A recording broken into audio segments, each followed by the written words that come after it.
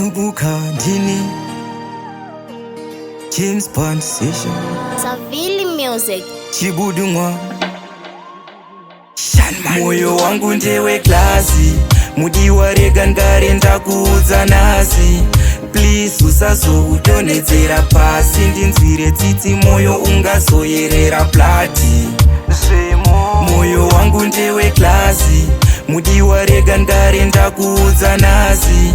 Please usazodonhedzera pasi ndinzwire tsitsi moyo ungazoyerera plati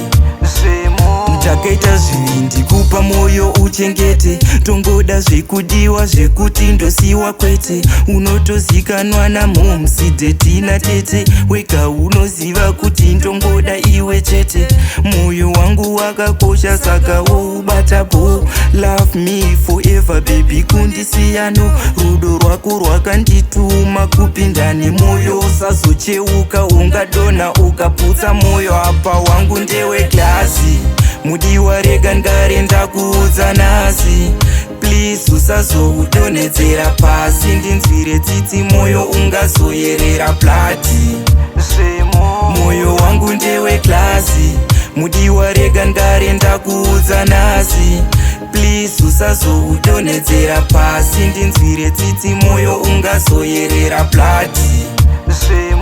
Ungochenjera kuzongoita meta Ukandihamba ndingafira pamubhedha Lavhu yatiri make sure isabenda Boda kukuguma zvamwari ndingamuteta Handidi zvekudiwa nazo ndisiya mangwana Chingondipa rudo pasina kumbokundikana Ende ziva ndiwe wega woga ari muhana Ndipe rudo rwekuti ndega ndinokutsikana Panyaya dzekukufadza ndichaita kunge meshini Ndikuda zvemuchato nchikupfekedza ringi Unodiwa handizokutsvakire amainini Pelavhu yeumambo indokupa wosakwini Wakazvarwa une unyanzvi kuita salamini Ndodawo lavhu ine mabihaindi the scene Unodiwa sha chingobhilivhawo kainini Vakabvunza muridzi wemoyo wongovati ndini Moyo wangu ndewe klasi Mudiwa rega ngare ndakuudza nasi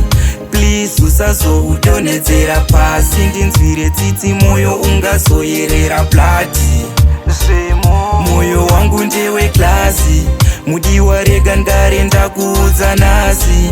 Please usazodonhedzera pasi ndinzwire tsitsi moyo ungazoyerera plati